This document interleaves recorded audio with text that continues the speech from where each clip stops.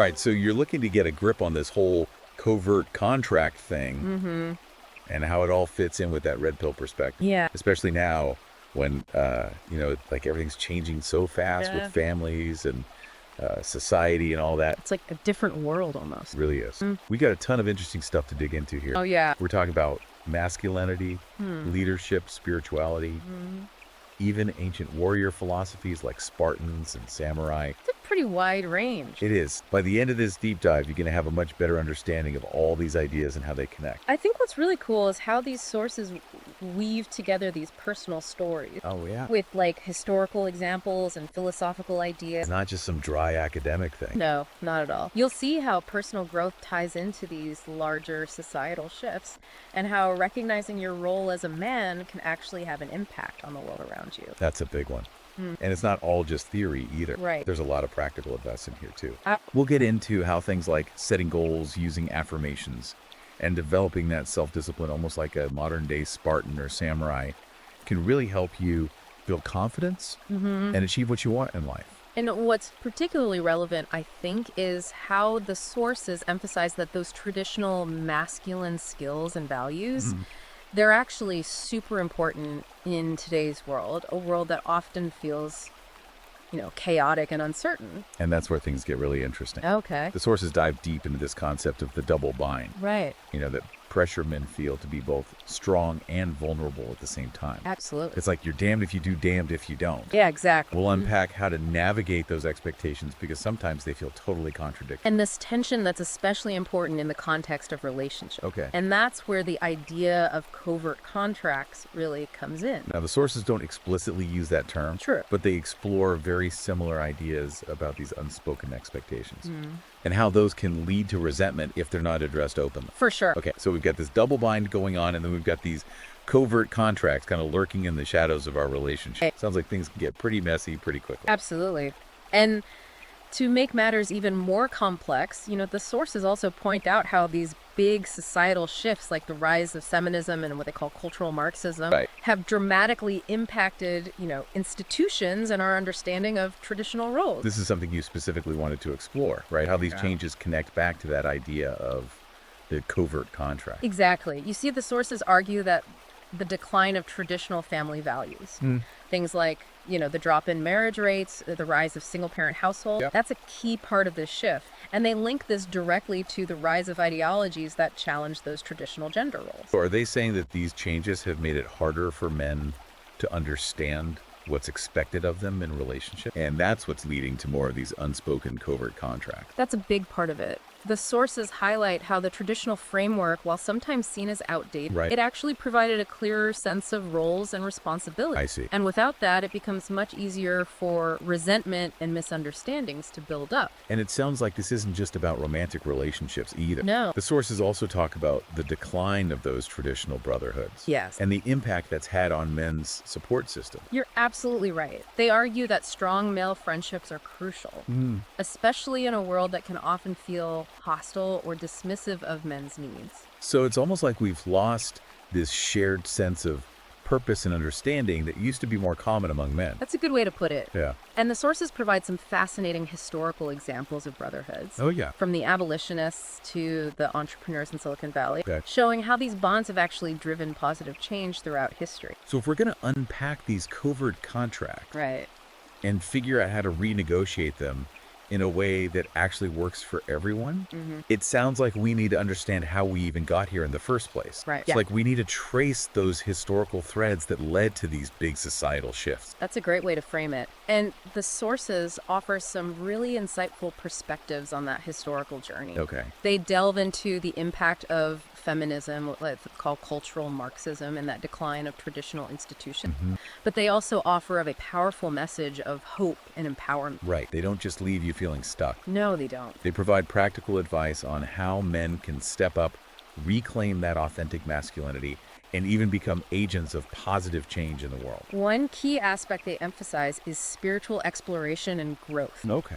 They argue that in a world that can often feel meaningless or materialistic, connecting with something greater than yourself can provide a powerful sense of purpose. This part really stood out to me. Yeah. They suggest that men can find this spiritual clarity through rational inquiry, balancing skepticism with a genuine openness to those spiritual insights. It's not about blind faith, No. but about seeking truth and meaning through critical thinking and personal experience. They even share a story about a man who was initially very skeptical of spirituality, but ended up finding peace and purpose through meditation. Wow, that's interesting. After learning about the effects of meditation on the brain. I see. Okay, so we've got this historical context. We've got the challenges of that double bind and these covert contracts. Right. And now we've got this call for spiritual exploration. Yeah. I'm starting to see how these pieces fit together. But I'm also curious to hear more about the practical advice they offer. Okay. You know, those concrete steps men can take to improve their lives and their relationships.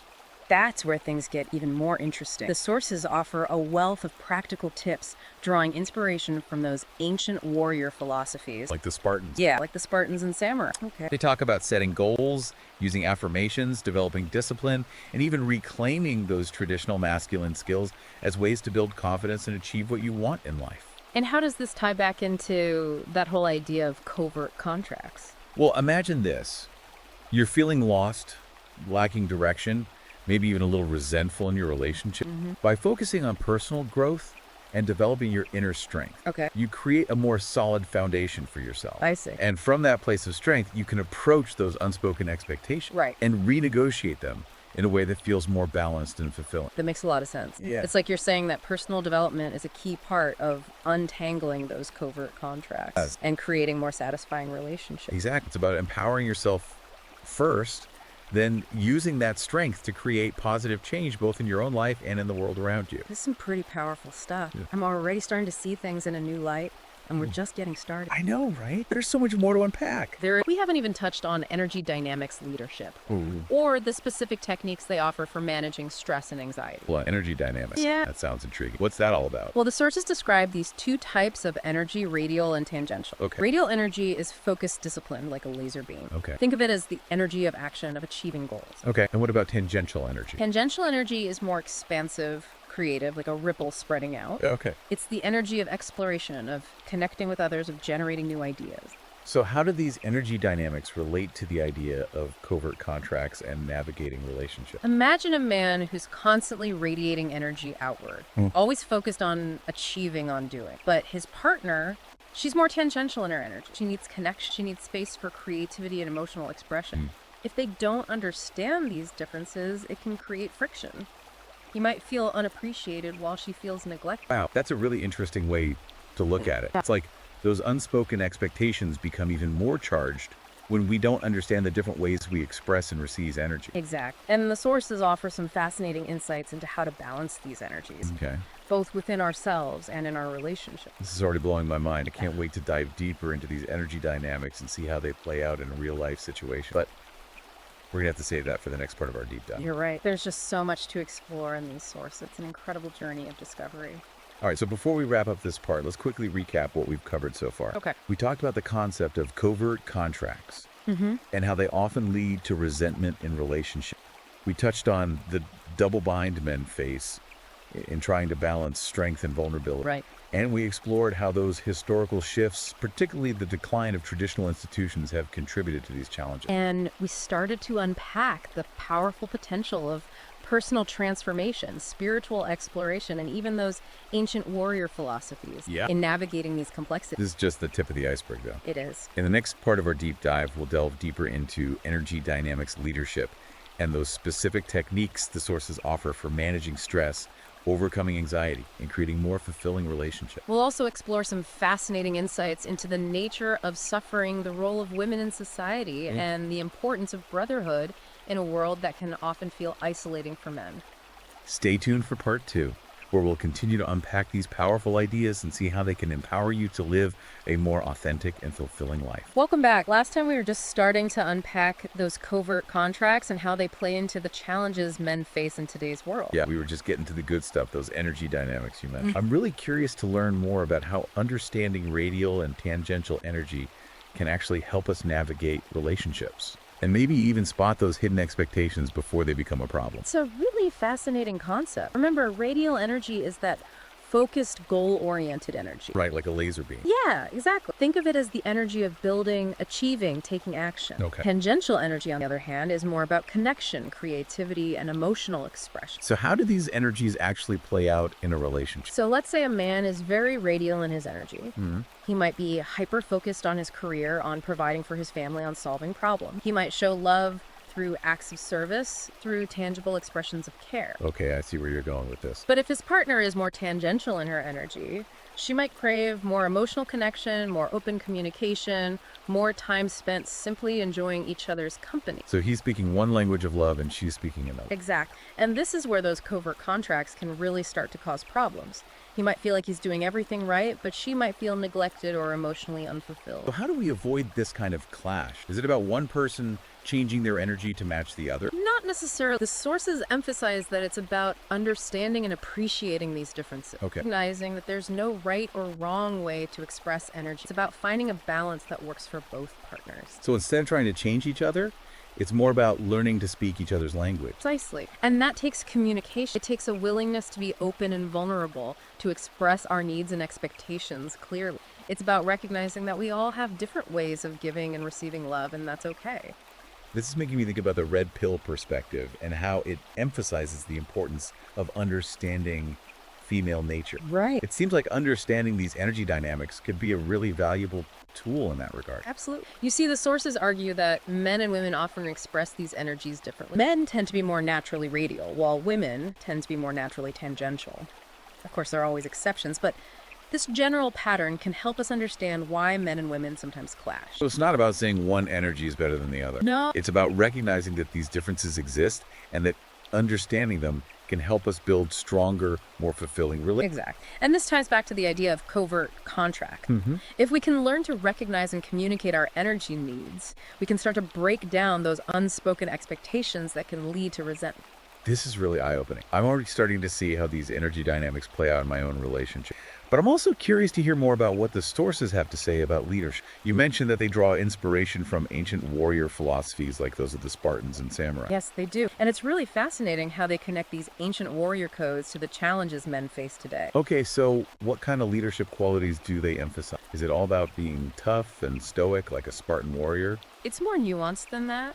While they do talk about the importance of discipline, strength, and courage, they also emphasize qualities like integrity, wisdom, and So compassion. it's not just about physical strength. Right. It's about moral strength as well. Exactly. They argue that true leadership is about serving others, about putting the needs of your family, your community, your people before your own. That sounds a lot like the concept of servant leadership that's been gaining popularity in recent years. It is very similar. The sources emphasize that true power comes not from dominance or control, but from humility and a willingness to put others first.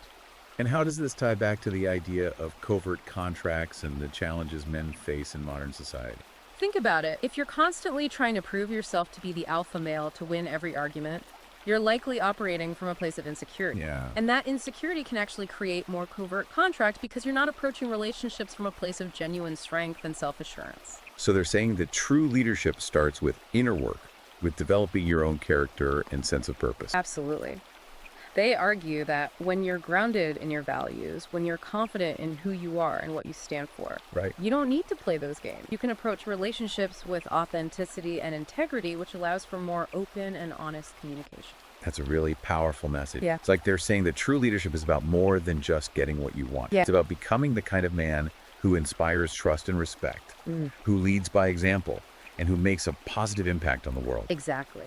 And they offer some really practical advice on how to cultivate those leadership qualities. They talk about the importance of setting clear goals, developing discipline, seeking out mentors, and even embracing failure as a learning opportunity. You know, this conversation about leadership is making me think about the societal shifts we talked about earlier. The sources seem to be suggesting that men need to step up and reclaim their leadership roles in a world that's becoming increasingly uncertain and chaotic. Yeah, you're picking up on a key theme here. They argue that men have a natural inclination towards leadership, but that this inclination has been suppressed in recent decades due to various societal and cultural factors. So it's not that men are inherently bad leaders. It's that they've been discouraged from embracing their leadership potential. Exactly. And they argue that this is having a negative impact on society as a whole. Okay. They point to the breakdown of families, the rise of crime and violence, and the general sense of moral decay as evidence that we need strong, principled male leadership now more than ever. Wow, that's a pretty bold statement. Are they saying that men are the solution to all of society's problems? Not exactly. They acknowledge that both men and women have important roles to play in creating a healthy and thriving society. Okay. But they do argue that men have a unique responsibility to step up and lead, to protect and to provide. I see. So it's about embracing those traditional masculine roles, but doing so in a way that's aligned with our values and that contributes to the greater good. Precisely. It's about finding that balance between strength and compassion, between assertiveness and humility. It's about leading with integrity, with a clear sense of purpose, and with a genuine desire to make a positive impact on the world. This is a lot to take in, but it's also incredibly inspiring. It's like they're giving us a roadmap for becoming the kind of men we were always meant to be. That's a great way to put it. They're challenging us to step out of our comfort zones, to embrace our full potential, and to become the leaders that our families, our communities, and the world needs us to be. This is definitely resonating with me. Yeah. But before we get too carried away with all this talk of leadership, I'm curious to hear more about what the sources have to say about spirituality. You mentioned earlier that they encourage men to seek spiritual clarity through rational inquiry. Right. What exactly does that mean? It's a really interesting approach. Wow. They're not advocating for blind faith or dogma. Right. They're encouraging men to approach spirituality with a critical mind, to ask questions, to explore different traditions, and to find what resonates with them on a personal level. So it's more about a personal journey of discovery than about following a set of rules or doctrines. Exactly. They argue that true spirituality is about connecting with something greater than ourselves, whether that's God, the universe, or simply a sense of higher purpose. And how do they suggest men go about finding that connection? They offer a variety of practices, from meditation and prayer to spending time in nature and engaging in acts of service. It sounds like there's no one-size-fits-all approach. You're right. They emphasize the importance of finding what works for you, of experimenting with different practices, and of being open to the unexpected. This is making me think about the earlier conversation about energy dynamics. Could exploring spirituality help men to balance their radial and tangential energies? That's a great connection. The sources suggest that spiritual practices can help us to become more grounded, more centered, and more connected to our emotions. So it's not just about becoming more spiritual in a religious sense. It's about developing a deeper sense of self-awareness and inner peace. Exact. And they argue that this inner peace is essential for navigating the challenges of modern life, for building healthy relationships, and for becoming the kind of leaders that the world needs. This is really resonating with me. It's like they're saying that true strength comes not just from physical prowess or material success, but from a deep connection to our inner selves and to something greater than ourselves. That's a beautiful way to put it. And they offer some really inspiring examples of men who have found this kind of strength through their spiritual beings. I'm really curious to hear more about those examples. Yeah. But I think we're going to have to save that for the next part of our deep dive. Okay. We've covered so much ground already, and I'm eager to hear what else the sources have to say. You're right. We've only just scratched the surface. There's still so much to explore. So stay tuned for part 3, where we'll delve deeper into the spiritual dimension of masculinity, the importance of brotherhood, and the practical steps men can take to create a more fulfilling and meaningful life. Okay, so we're back for the last part of our deep dive into these sources on masculinity and relationships and all that. You know, one thing that really struck me about how they talk about spirituality is it's not about, like, you know, checking things off a list or blindly following some dogma. It's about, like, actually searching for truth and meaning in a way that, like, genuinely resonates with you. Yeah, and they told that story about the guy who was, like, super skeptical of all that spiritual stuff. Oh, yeah, he's a real logic-driven guy. But then he ends up finding all this peace and purpose through meditation. And he only started meditating after, like, reading those scientific studies about the effects on the brain. That's so interesting. It's like they're encouraging a mix of skepticism and openness. Right. Like, you don't throw logic out the window, but you also don't shut yourself off from new ideas. Exactly. And they talk about how this kind of exploration can help men find a deeper sense of purpose. Okay. And that can be really helpful in navigating those complex relationships and understanding all those unspoken expectations. Yeah, it's like when you're grounded in your own values and you're clear about who you are, you're less likely to get caught in those games and power struggles that can lead to all that resentment. That's a huge point. The sources argue that when you have that inner strength and clarity, Yeah. you can approach relationships with authenticity and vulnerability. And that opens the door for more honest and open communication. This whole conversation about spirituality is reminding me of something else they talk about. What's that? That whole idea of brotherhood. Yeah. It seems like having that network of supportive guys around you can also give you that sense of grounding and purpose. Absolutely. They talk about how brotherhood can help men overcome challenges, celebrate successes, Right, and just yeah. create that safe space to be open and vulnerable. Like iron sharpens iron, right? Exactly. Being around other men who are pushing themselves to be better can be so motivating. For sure. And they make a really interesting point about how the decline of those traditional brotherhoods has actually contributed to some of the struggles that men are facing today. That feeling of isolation, you mean? Yeah, exactly. Yeah. Like feeling alone and not having that support system. It makes sense. They argue that men are wired for connection, camaraderie, shared purpose. And when those things are missing, it can be really tough to navigate all the ups and downs of life. This makes me think about the whole red pill philosophy Oh, yeah, and how it stresses the importance of building a strong male community. definitely. It seems like these sources are really on the same page with that. They are. And they offer some really practical ways for men to start building those connections. Quite fun. They talk about joining groups that share your interests, volunteering, getting involved in your community. Okay. Even just reaching out to other guys and starting those friendships. It's like they're saying we don't have to do it all alone. Right? There's strength in number, and there's real power in coming together with other men who share those values and aspirations. And it's not just about getting support and camaraderie either. The sources also talk about how brotherhood can actually be a force for positive change in the world. You know, that's a really interesting point. Like how so? They give some historical examples, like the abolitionist movement and the early days of Silicon Valley. Oh, wow. These were groups of men who came together with a shared vision, and they ended up making a huge impact. That's inspiring. It's like when men band together with a purpose and a commitment to each other, Yeah. they can really achieve incredible things. Exactly. And it challenges us to think about how we can apply that in our own lives.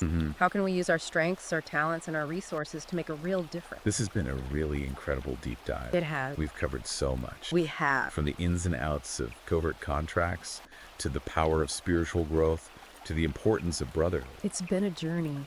I feel like I have a whole new perspective on masculinity and the challenges men face today. Me too. And you know what's really cool is how all these ideas come back to that central theme of personal transformation. Exactly. Yeah. It's not about sitting around and complaining about the world or blaming other people for our problems. Right. It's about taking responsibility for our lives, our choices, our growth. Exactly. And these sources offer a real roadmap for that journey. They're packed with practical advice, inspiring stories, and thought-provoking insights that can help us become the best versions of ourselves. I have a feeling we'll be thinking about these ideas for a long time. I know I will. And, you know, if anyone listening wants to really dive deep into all of this, Yeah. it's actually all available in a book. Oh, that's right. I almost forgot to mention that. Yeah. You can find it on Amazon Kindle and Google Play Books. It's definitely worth checking out. For sure, if you're ready to take that next step on your own journey. It's an amazing resource for anyone who wants to understand themselves better, build stronger relationships, and make a positive impact. Well, that about wraps up our deep dive for today. It does. Thanks for joining us on this exploration. It's been a pleasure. Until next time, keep seeking truth, keep growing, and keep striving to be the best version of yourself.